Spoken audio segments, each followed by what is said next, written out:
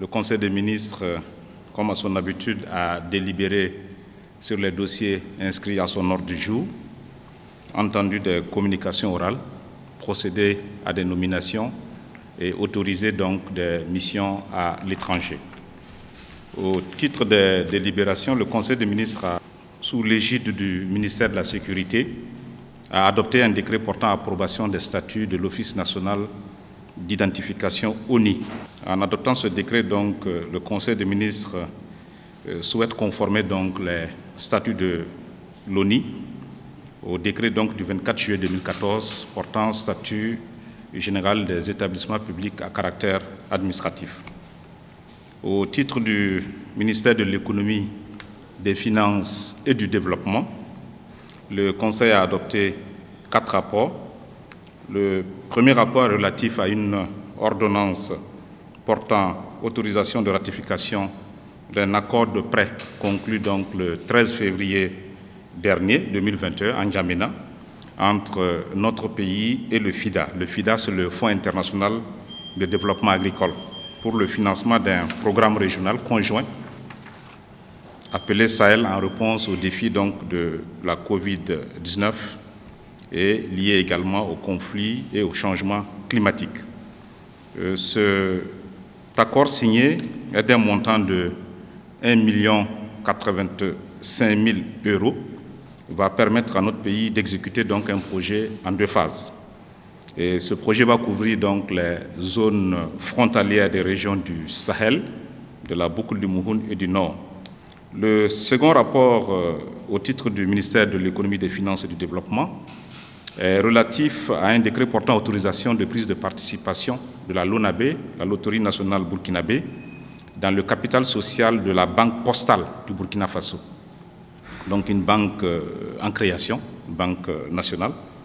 Et le Conseil des ministres a autorisé donc la LONABé à participer donc au capital social de cette future banque pour un montant de 1,2 milliard de francs CFA, ce qui représente 8% des parts sociales, conformément donc à l'article 4 de la loi du 16 novembre 1999, qui porte donc réglementation générale des sociétés à capitaux publics.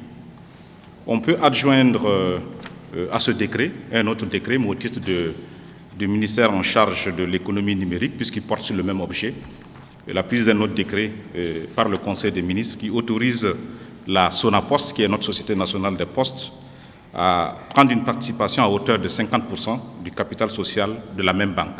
Au titre du ministère toujours de l'économie et des finances, et dans un 3e rapport, le Conseil des ministres a adopté un rapport qui est relatif à la situation de l'exécution budgétaire et à la trésorerie de l'État dans son exercice 2020, c'est-à-dire à la date du 31 décembre 2020. À cette date, donc, nous avions une prévision annuelle de 2108 milliards 35 millions de francs CFA dans la loi des finances rectificatives. Nous avons noté un niveau global de mobilisation des ressources du budget de l'État à 2053 milliards 56 millions de francs CFA, soit un taux de réalisation de 97,40%. Comparé à l'exercice budgétaire en 2019, nous étions donc à 92,5%. Pour les dépenses, c'est une prévision ajustée des crédits de paiement de 2532 milliards 76 millions de francs CFA. Le taux d'exécution global des dépenses sur la base des ordonnancements s'établit à 95,74%, ce qui correspond à un montant de 2424 milliards 89 millions de francs CFA. À la même période, donc en 2019, le niveau de dépenses qui avait été ordonnancé était de 2141 milliards 58 millions de francs CFA sur des prévisions de 2366 milliards 67 millions de francs CFA. Au titre donc des soldes budgétaires, puisqu'il s'agit de mettre les recettes et les dépenses, l'épargne et le solde global sont ressortis respectivement déficitaires de 43 milliards de francs CFA et de 500 milliards 47 millions de francs CFA. Au titre du ministère des Sports et des Loisirs, le Conseil des ministres a adopté un rapport relatif à l'organisation de la 33e édition du Tour du Faso.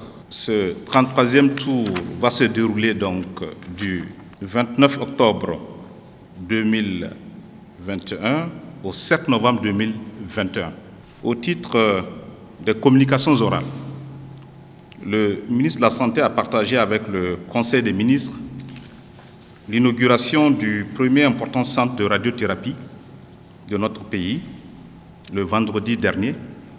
Il s'est agi donc par cette inauguration de constater là un engagement fort du chef de l'État qui s'était engagé avec des partenaires techniques et financiers, et en l'occurrence ici l'Émirat du Qatar, à doter notre pays d'un centre de traitement des cancers. Donc depuis vendredi dernier, donc, notre pays dispose d'un centre de radiothérapie qui a une capacité de procurer des soins à 1500 personnes chaque année pour le traitement des cancers.